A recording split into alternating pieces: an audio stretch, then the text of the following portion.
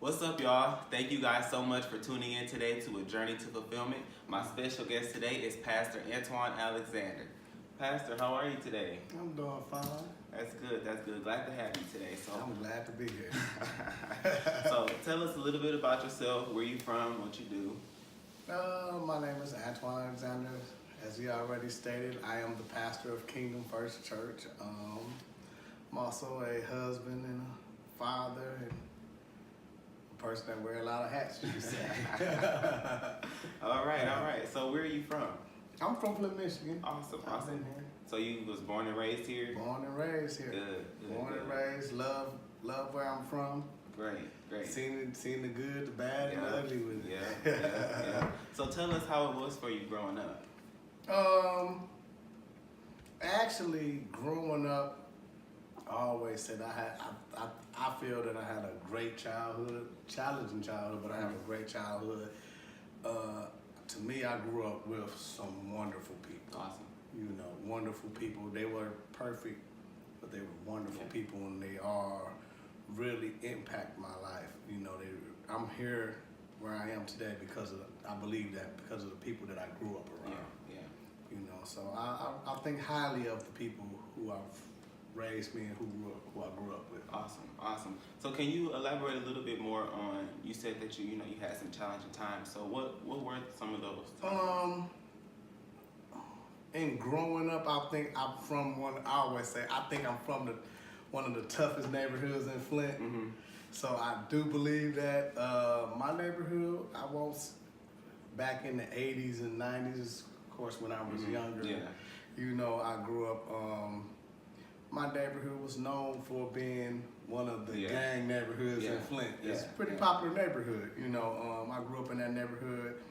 I think that most people today make it out to be worse than it really was, because, like, you know, as you can see what I said, I grew up. I knew all the parents in the neighborhood. Everybody knew each other. Everybody was connected. Yeah. So, you know, it was some challenging times there, but it was also, I consider those like some of the greatest times of my life. Yeah. So, you know, probably half the young men that I grew up with, is no longer living. Wow. So, you know, when I think back, I try to keep in touch, or I'm pretty much friends with a lot of my older friends. And, you know, when I do look back, you know, I can probably say at least half of the young men who I grew up with in my neighborhood didn't make it. Wow. You know, they're no longer living. So there were some sad times in my growing up. Yeah. As a young man, I think I experienced some serious sadness.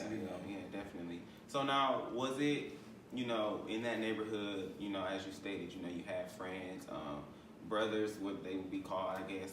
So, you know, what kind of drew you to that crowd? Was it because, you know, you were just from the neighborhood, you guys were around each other all the time, or was it something deeper than that?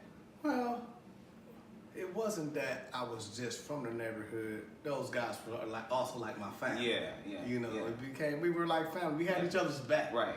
You know, I grew up, I'm the type of person that I believe in holding my end up. Yeah. I grew up with guys who held their end up. If we went somewhere, and one of them got in a fight, we all got to get in the fight. Yeah. You know, whether we wanted to or not. You know, and I was always a guy. I'm gonna hold my part of the deal up. So whatever, you know, whatever my part of the deal was, I just believed in that. I've had friends who I haven't seen in a while, but I always tell my wife the last time I seen them, we were friends. Yeah. So I just kind of like put the friendship on pause, and when you came back, we picked it up. We picked it up from right there. So, you know, I really, really, really think that, you know, sometimes I even miss, even now, the type of camaraderie or brotherhood that we had. Yeah. I even miss that at my adult age. That's one thing that I don't experience as much as I did back then. So, you know, it's good times. Good times. So now tell us a little bit about your high school and middle school and your school days. How was it for you going through school? My school days. Oh, man. I can't believe I'm getting interviewed, man. I gotta be careful when I say those things. It's all right. Okay. I went to CLB Elementary. So I just told you what neighborhood my neighborhood was referred to in the city of Flint as Selby Hood. Understand. I went to Selby Elementary. I think when I also went to Coolidge Elementary also too. once again, growing up in that from the elementary young age, the entire neighborhood was close. We stuck together. Right. We were close. We would have football games. Those were the days when kids actually went outside. Yeah. Like when you came home, go outside. Yes. Yeah. When you came home, go outside, bro. Right. Go outside, bro. Right. So everybody would be outside, man. Everybody was outside. Like the neighbors' kids, the girls' kids. You didn't have no social media, no Facebook or anything. Right. So if you wanted to see somebody, you had outside. I remember with me and my friends used to walk from neighborhood to neighborhood. Wow. I mean, I've met so many people that I even know to this day just because we would walk from neighborhood to neighborhood and everybody would be out. Wow. You know, everybody was outside. Now you see the city, nobody's outside. Yeah. Nobody's there. And that's different. Yeah. Even watching my kids grow up, they're growing up a lot different than I did. You know, they're growing up a lot different than I did. Yeah. So, you know, it's different. Yeah. Okay. So now tell us a little bit. But I went to, go ahead. Go ahead. What were you gonna say? I also went to Whittier Middle School. Okay. And I can't leave out my Northwestern. Yeah. You know? Everybody claimed the dub. I'm a real in-dub person. Yeah. I really went to Selby Elementary. Wow. I went to Whittier, I went to Northwestern, I went to high school. Is always, I will say this to this day, that was some of my funnest years. I had an interest in high school time though. I had a time in high school because I started off with the fellas in high school, but I got saved at a young age also. So I got saved when I was like in the 9th grade. Wow. You know, so it was a big culture shock. Yeah. You know. Yeah. And so that was real interesting trying to be a young person to get saved and live for the Lord back then. It was challenging. Yeah. It was so what, you know, caused you to get saved? Like, was it a specific incident that happened, or did you always, you know, have a small relationship with God and then you just decided to go further in it? I think in my life I've always wondered about God. I've always acknowledged God. I grew up very close to my grandmother. My grandmother is probably one of the most important people in my life when it came to introducing me to the Lord, or she caused me to have confidence in the Lord, because my grandmother always talked about how her husband passed away early. And she would have this conversation with me when I was a kid, and she would always say, you know, the Lord made a way. The Lord made a way for me to do this. And in her confidence in God always made me acknowledge God. Awesome. So I was a teenager and I went to church. And, you know, I went to church, and when I showed up at church, it was a lot of pretty women there. One of the pretty women was my wife. See, look how the Lord worked. And so, you know, it was just a lot of the young people were there at the church. They were good young people, good people to be around and everything. They were doing some things positive, and I was just drawn to them. Yeah. And so when I went, I wanted to go back. My parents wasn't going to church. Wow, okay. I'm the first person really introduced church like we know it now to our family. Awesome. My mother and father were actually getting ready to go through a divorce. And I got saved, and I gave my life to the Lord, and the Lord just saved them and just brought us all back together. We were apart. We were really apart. You know, really apart. Wow. It was pretty. And that's why I said I really went through some tough periods in my life. But you know, the Lord has always been there. Awesome. So now, when you got saved, how did your friends, you know, take it, or how did they, you know, treat you? Were you guys drifted apart then, or how was that? When I got saved, let me say this. It was a group of guys that I hung with pretty tough. A few of us. I was the partier. Yeah. So you have to know me to know I was the party enforcer. I wasn't really a kid that I was never really a big time into like a lot of drugs. It's just all party. I would do that stuff to party a little bit, but I was just more of a partier. Yeah. So when I got saved, it was like, no, this ain't not you. You're not gonna do. You're not gonna. You the party. You are party. Right.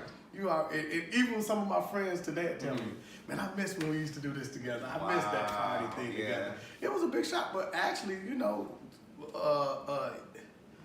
even like my best friend today, he's a minister. He's a preacher. Awesome. He got salvation through. He came from his home where his father was absent, and he actually would stay with us. Yeah. And to this day, he's a great man of God, man, master's degree. Awesome. Preacher got a great job with the government and Awesome. everything. So Awesome. God really blessed. I've been able to live my life and see the benefits and see how God has brought us from point A to point B. It's something, you know. That's why my view on God, I always say, God with me is untouchable. Yeah. You can't touch God. Yeah. You can't touch God. You can touch some other stuff. You can't touch God.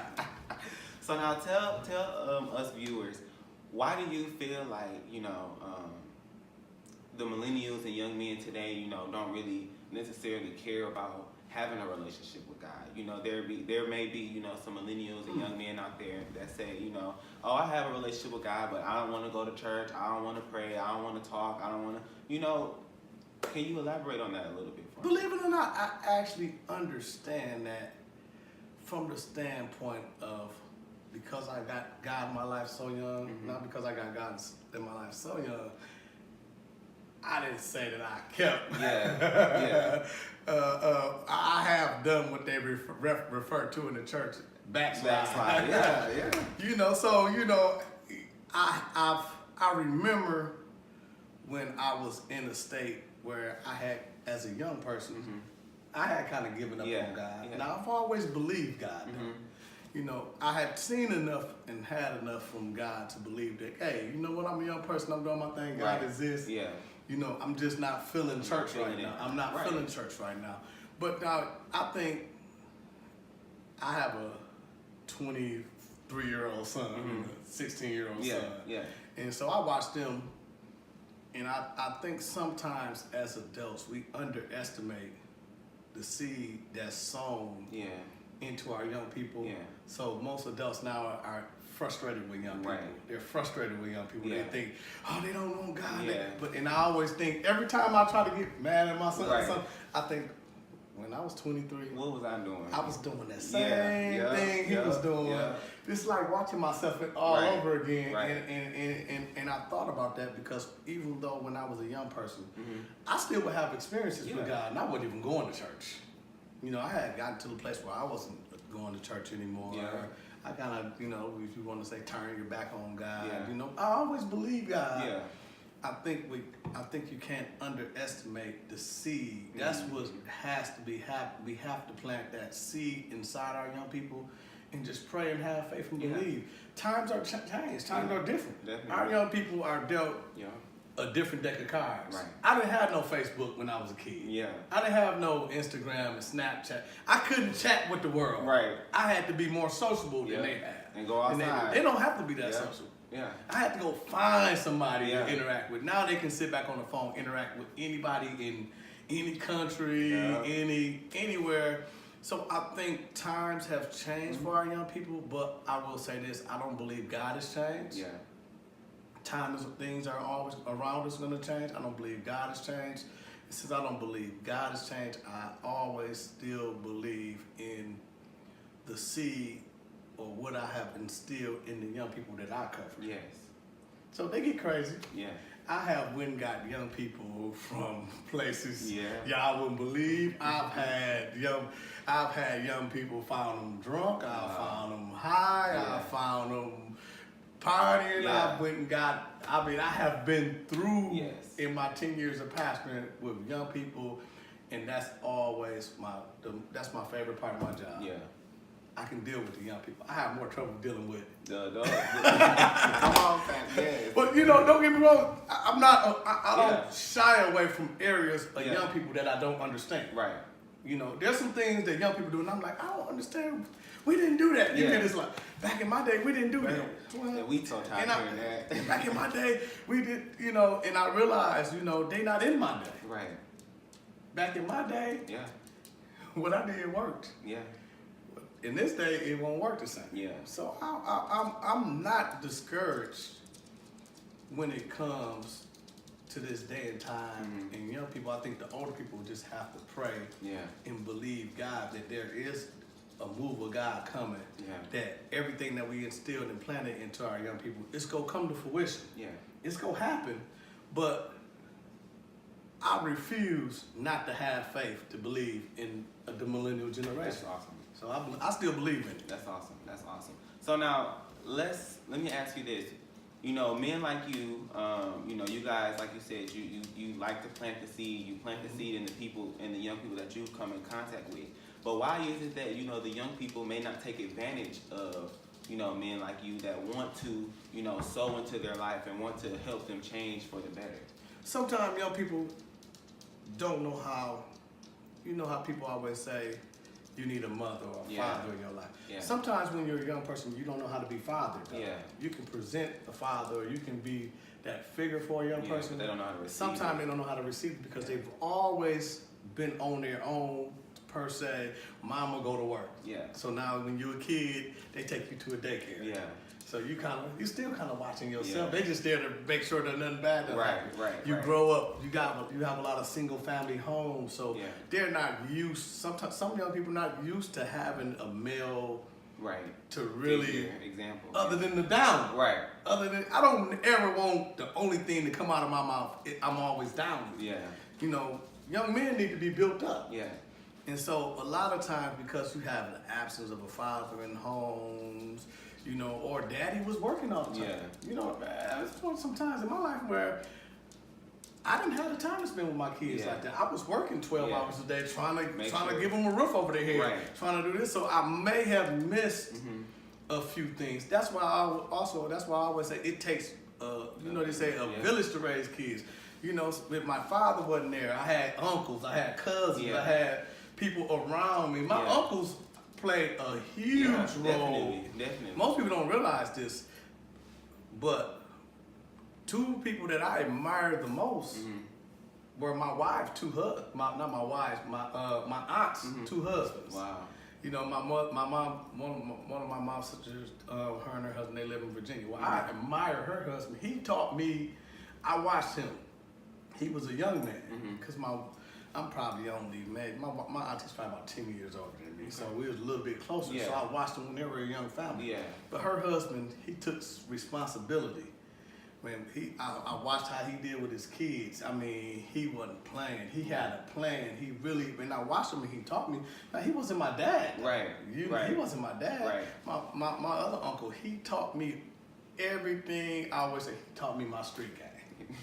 I mean, he taught me if you don't do it, this is how you do it, and I appreciate that. Yeah. You know, and sometimes it's putting yourself in a position where you're around people who care about you and who love you. Yeah. So when I get with other young people, my biggest message that I want to that I really want them to know is, hey, I love you. Yeah. I'm not gonna judge you. Right. I love you. I might call you a little silly sometimes. Yeah. That might be silly sometimes. But at the end of the day, I love you. So whenever I say to you and I'm doing to you, I'm depositing in your life because I love you. So, you know, it's like I say, I'm not every generation think the generation behind them is crazy. It's a little crazy. It's a little crazy. That's awesome, Pastor. That's awesome. So now, how has it been for you, you know, since you know, gotten saved, you were able to, you know, open up and do different things. So how was it for you when you made the transition into being pastor? You know, when did you receive that calling? That was some years ago. My father-in-law was the pastor, and I remember when I took over the church, it was a little controversial because I was a young person when I was pretty young. I probably was one, when I took over the church, I probably was one of the youngest pastors in the city. Wow. Had to be. I know I was in the 5 youngest. Yeah. I probably was. I'm sure I was. And it's the first time I'm put into a position that I gotta consider the young folks, my age group, and the older folks. Yeah. And I realized I'm put into a position, especially with the church that I took over. I had both there. I was blessed, I had both there. But my first year or so, I was wrestling on which one I wanted to please. So when I first took over the church, I'm like, you know what? These old people don't want change. Yeah, they ain't trying to hear me. I'm rolling with the young people. Yeah. A church with all young people, that don't make a good church. That's just not a good. But I'm changing things, catering more to the young people. Yeah. And I'm kind of pushing the older people away a little bit. And the Holy Spirit really spoke to me and gave me that I had to bring that back in. Yeah. I had to make the older people feel a part of ministry too, not just the young people. Yeah. You know what I mean? It's a church is that blend of everybody. Yeah. You know, most people say, I don't think a church is supposed to be a perfect place. Yeah. Heaven is perfect. Right. They perfect up in heaven. Yeah. So when you talk about a church, to me, it's a blend of all different type of people, with all different type of problems, and we're here because we need God to perfect us. Yes. You know, Yes. I'm not. If I was perfect, why would I be here? Right. And so sometimes I don't. You know, I especially when I first took over as pastor, I don't understand why. Yeah. We have such an issue sometimes with imperfection. Yeah. When this is the place where you come to get help and improve. And improve and get better. Yeah. And so I just really wanted to set a culture in the church where, okay, if a person comes here, they can grow here. Yeah. You don't already have to have it all together. That's awesome.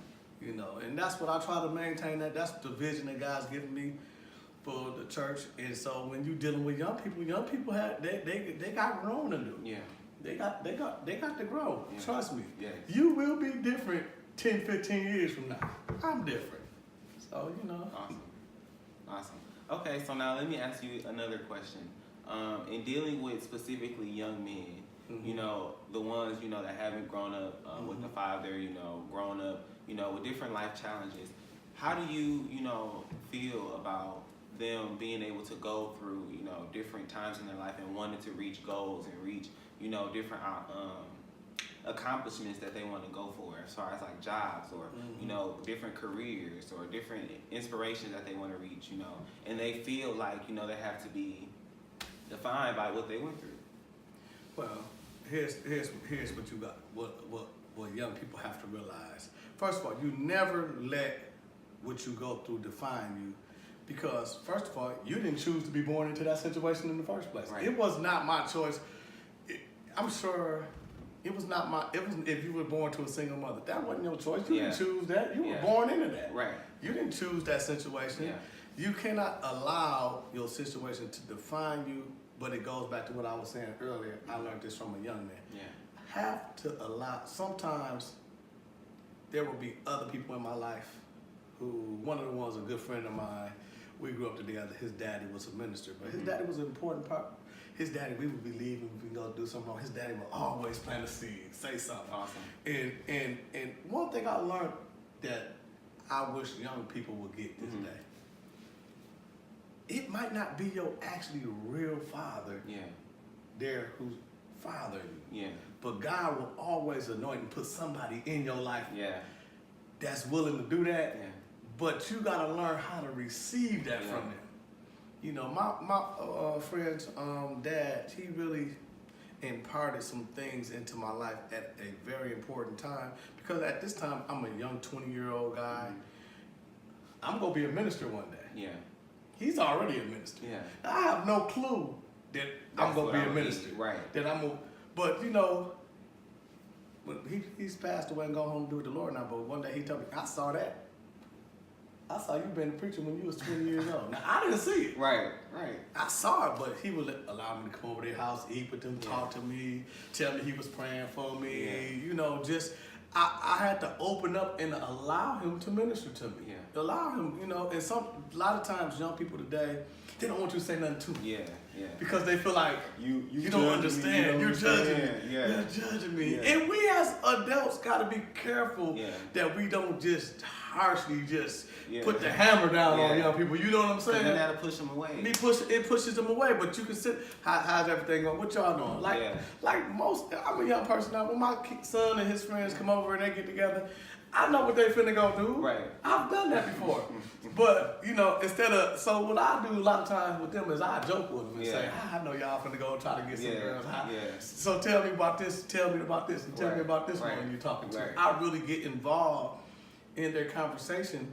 And a lot of times adults, they know they've been through that when they were young. Right. You know, they're afraid to allow or let other people, young people know what they've done. Yeah. you know, I'll let you know. I'll tell you what I've done. Right, You know, right. I'm not ashamed. Yeah. You know, I'm open. I believe in being very transparent. And you dealing with a generation where you have to be transparent with them. You got to be able to be transparent, but you have to show them the change also that God's made in your life. Awesome. Be transparent. I used to, you know, hey. I like the party. I used to like the party like they used to like the party. A lot of the things that young people are doing, sometimes older people will act like they've never done that before. Like you've never been there before. Like it's never been a struggle. Even from the standpoint of how we minister, sometimes we can minister so harshly like we've never had a struggle. Well, I can't relate to that if I'm struggling. Because if I'm struggling, I'm trying to change. So you sometimes I think we minister too harshly.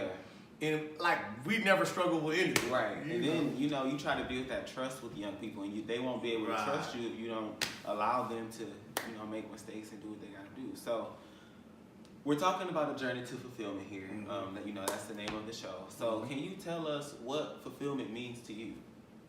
What fulfillment means to me? Now that's a good question. Well, I always say this. When I was growing up, I grew up predominantly everybody in the neighborhood worked for General Motors. Everybody's parents just about worked for General Motors. You know, it was a time our neighborhood was a pretty decent neighborhood, which I've also seen it fall and change. When I was growing up, all I really wanted to have was, I wanted a nice wife, family, and to be able to watch them grow. In recent years or recent times, I've been able to experience that and see that. Fulfillment to me, though, I'm fulfilled when I know that I'm in the will of God. And not just saying that I'm saved. I know that I'm blessed every morning I wake up, because today I'm working on what the Lord called me to do. Like you know, this is a very general question in church sometimes. What does God want you to do? Well, you know, I'm a fulfilled person because every day I wake up and I'm actually doing what God wants me to do. And it's not always easy, or it's not. It's a fight. It's a fight. It's not a everything is perfect in your life type of thing. Fulfillment is not you don't have no problems. That's not fulfillment. Fulfillment is not everything is working perfect in my life. But fulfillment to me is when I wake up every day. This is what the Lord called me to do. I'm doing it. I'm working on it. I'm headed in that direction. I'm fulfilled. And part of the reason I believe that I'm so blessed is because I am fulfilled. The Lord has been able to He's really brought me from a mighty, mighty long way. I mean, God has really, when I say changed my life or blessed my life, He's really blessed my life. But, you know, I still, every day, there's challenges in my life. I'm still, you never, ever get enough for nothing. It's always something. It's always something. He just keep on taking you higher. From glory to glory. You accomplish one thing, you got that's not it. That's not the end. So I'm to know every day that the grace of God is with you. The grace of God is with you. To be, I see people every day, especially on social media. They're so unfulfilled. They just searching for validation from everybody else. They want to impress I don't have to live my life to impress. I think I've already succumbed far as what they thought I was gonna do would be.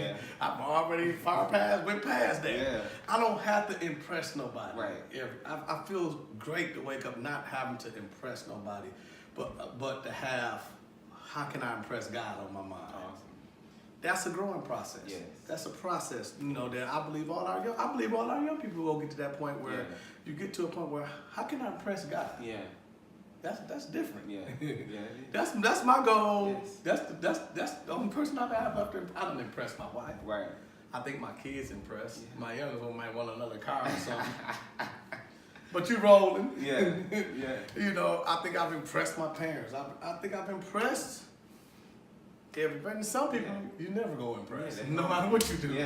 So I think what I have left life, you know, what fulfills me is every day I want to impress God. I want to impress God. I don't have to be I don't have to pastor the biggest church. I don't have to have the biggest house. I don't have to have, true peace. Yeah. Is when the Holy Spirit gives you true peace. It gives you that true peace down there. And you can't get true peace until you come to grip with yourself. Yeah. This is who I am. Yeah. This is who I am. Yeah. But everything about me that's not perfect, or everything about me that God hasn't perfected, He's given me grace. Yes. So, it's just like Paul. The Bible said Paul prayed 3 times for God to remove this thorn. Wow.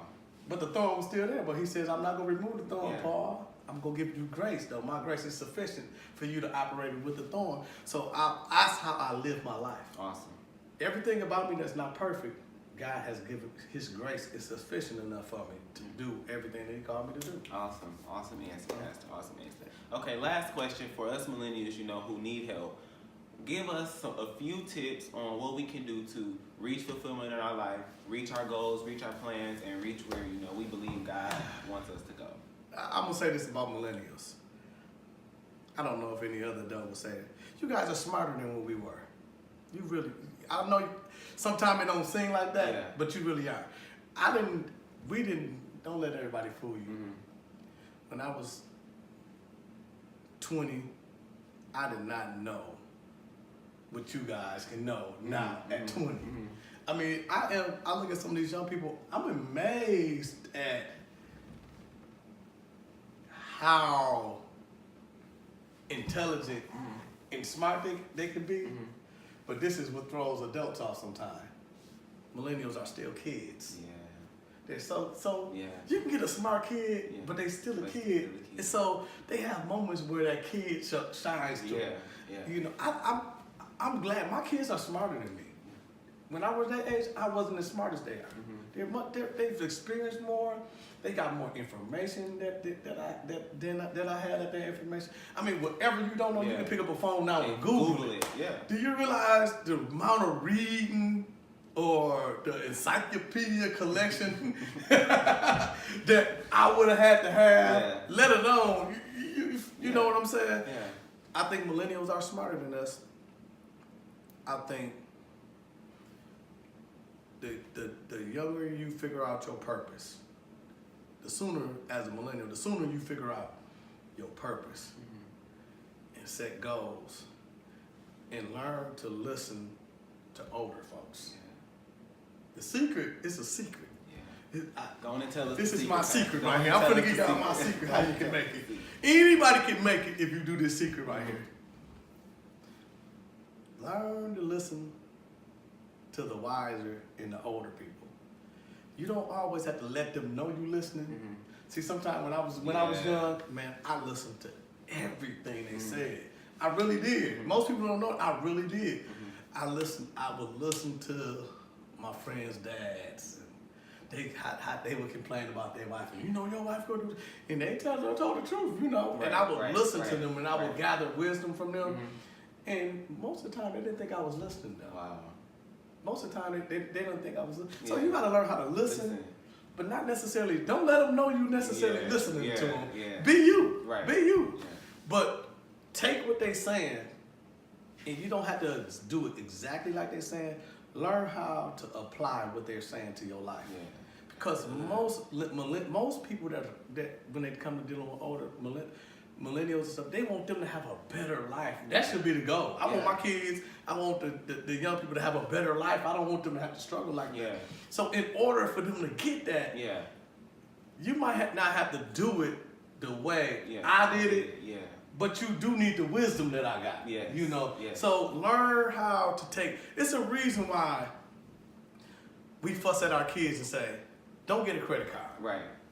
Don't get a credit card because you're gonna run it up. Yeah, and then they gonna be pay it back. We already know this. We done this. We've done this already. Right. But you when you look, even when I look back on some things I've done, most of the things I've done that I was unhappy with, somebody told me not to do it. Yeah. Somebody told me not to do it. Mm-hmm. And so my biggest advice to millennials is let me go. Number one, allow yourself to be fathered. Allow yourself to be nurtured. Allow if you need a mother, allow somebody else. If it's a missing place in your life, allow the Lord to fill that void for you. I know it would never be your real mother or your real father, but allow the Lord to fill that void for you so that you can still get that wisdom. Yes. So that you can still get that wisdom. Yes. Take that. Yes. That's priceless. Yes. Allow yourself to be fathered. Allow yourself to be. And number 2, have a plan. Have a plan. That's going to work. That makes sense. that really makes sense. Yeah. Have a plan. Sit down with yourself and just, this is what I don't like when people don't do this. I don't have to lie to myself. Yeah. Sit down and come real with yourself. Be like, I ain't gonna be able to buy a house with the job that I got right now. Right. I need another job. Yeah. How am I gonna get another job? What's my plan? Because when you're a millennial, that time gonna go by fast. You hear that from everybody. Yeah. My birthday is Tuesday. Tuesday I'll be 45 years old. Wow. Happy birthday, Pastor. Thank you. But I can tell you, just yesterday I was 20. I mean, that time goes by, and the sooner you have a plan, the better, because you're a millennial right now. You 18, 19, 20, 16, 17. You're young right now. You don't want to be struggling like you're struggling at 20 when you get 40. Yeah. It's different for a 45-year-old to be struggling like a 20. Yeah. They're not even looked at the same. Yeah. Yeah. So you gotta have a plan for your life. You gotta have a plan for your life. I never forget this. 20 years ago, I started working at a job. I started working at my job, and I was a young hothead. I was a young hothead, and this older lady. It was me and 2 other black guys, and we were coming into corporate America. We were working with all white folks. Wow. We the only 3 black guys there. We the only 3 there. But it was this white lady. She just look. They were the other 2 guys. They were saved. I wasn't even saved at the time. Right. Okay. They were saved and saved. I mean, good saved. Still saved. Good saved, man. Awesome. Preachers and everything to this day. Awesome. Preachers, everything to this day. And we were working there, and we were working. This lady. She took us under the white lady. We call her mother. Notice I'm allowing myself to be nurtured. Yes. I'm allowing myself to be fathered. And right. that's my testimony. That's how I got here. And so she took us under her wing, and she was a Christian. And the other 2 guys, I wasn't. I knew about church. I grew up in church. Yeah. They would be playing. They was freshly saved. They was freshly. They back there playing gospel music while we working and stuff like that. And she saw that. And she took us under her wing. That woman protected us, groomed us, took us, I could say 19 years later. Awesome. You see what I'm saying? Right. She took us under her wing when there were times, I can say this, there were times when I probably was getting ready to make a mistake and mess up. She would pull me to the side and say, don't you do this, Antwain, so and so and so on. She knew. Looking out. She knew who didn't like us. She knew. She protected us. And that's what I'm saying as a millennial. Allow God to place people in your life that's going to have your back. Awesome. That's just my cup of tea, That's great, Pastor. That's great. Again, Pastor, I thank you for being a participant on my interview today. You guys, you can catch this interview stream on YouTube. You can also view all of my release dates, my topics, and my next special guest on my social media pages. Again, Pastor, thank you so much for interviewing with me today. Thanks. Thank you guys again. Remember, I'm your host, Jay Ryan, and I'll see you soon.